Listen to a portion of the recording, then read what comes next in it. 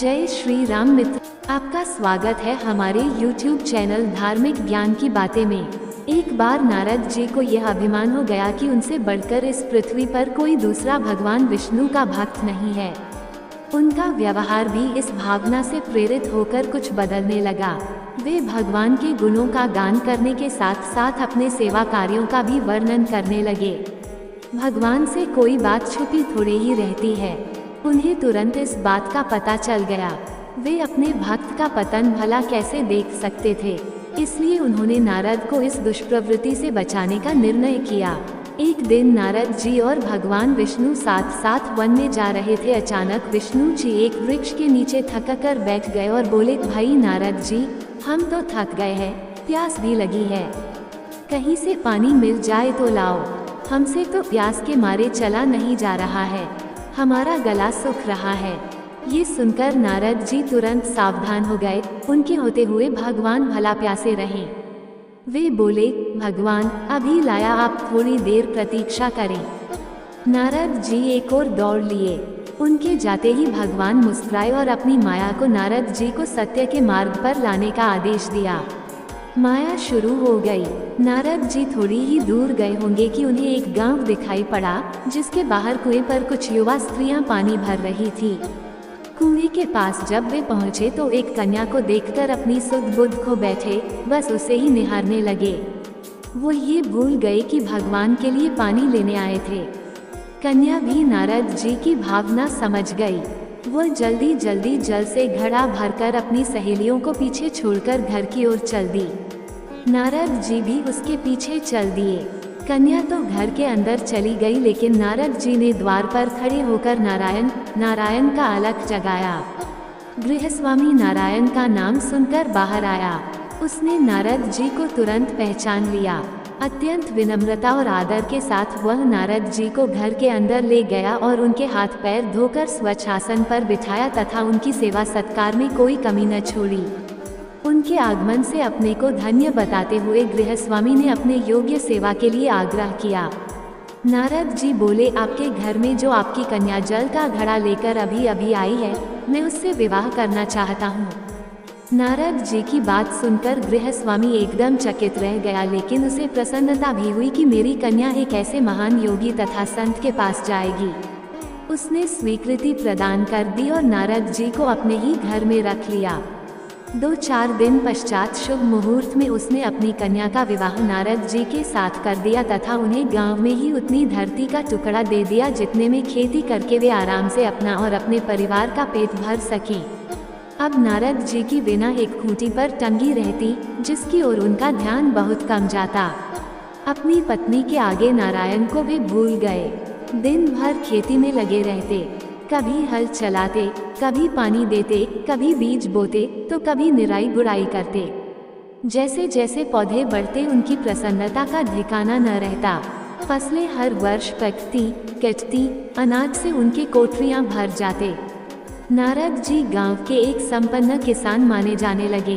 वर्ष दर वर्ष बीतते चले गए और नारद जी की गृहस्थी भी बढ़ती चली गई। 3-4 लड़के लड़कियां भी हो गए। अब नारद जी को एक क्षण की भी फुर्सत नहीं मिलती थी। वे हर समय बच्चों के पालन पोषण तथा पढ़ाई लिखाई में लगे रहते अथवा खेत में काम करते रहते थे। अचानक एक बार तेज बारिश हुई, जिसने कि दिनों तक बंद होने का नाम ही नहीं लिया। बादलों की गरज और बिजली की कड़क ने सबके हृदय में भय उत्पन्न कर दिया। मूसलाधार वर्षा ने गांव के पास बहने वाली नदी में बाढ़ की स्थिति पैदा कर दी। चारों ओर पानी ही पानी फैल गया। कच्चे पक्के सभी मकान ढहने लगे। घर का सामान बह गया। पशु भी डूब गए। गांव के कुछ व्यक्ति भी मर गए। गांव में त्राही त्राही मच गई। नारद अब क्या करें? उन्होंने भी घर में जो थोड़ा कीमती सामान बचा था उसकी गठरी बांधी और अपनी पत्नी तथा बच्चों को लेकर जान बचाने के लिए पानी में से होते हुए बाहर निकलने लगे।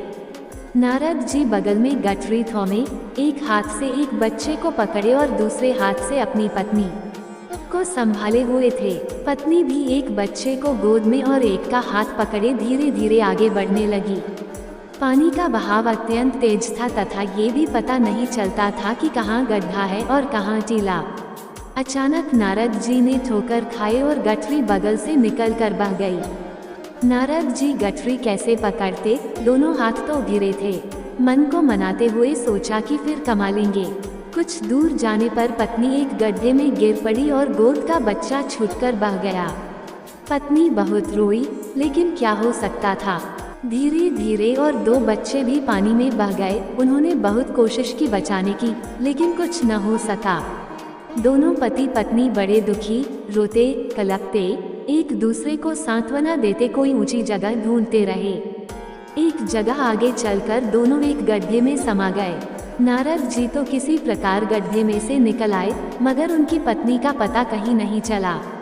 बहुत देर तक नारद जी उसे इधर उधर दूर दूर तक ढूंढते रहे, लेकिन व्यर्थ। रोते हुए उनका बुरा हाल था। हृदय पत्नी और बच्चों को याद कर करके फटा जा रहा था। उनकी तो सारी गृहस्थी उजड़ गई थी। बेचारे क्या करें, किसे कोसे अपने भाग्य को या भगवान को। भगवान का ध्यान आते ही नारद जी के मस्तिष्क में प्रकाश फैल गया और पुरानी सारी बातें याद आ गईं। वे किस लिए आए थे और कहाँ आ गए। ओहो, भगवान विष्णु तो उनकी प्रतीक्षा कर रहे होंगे।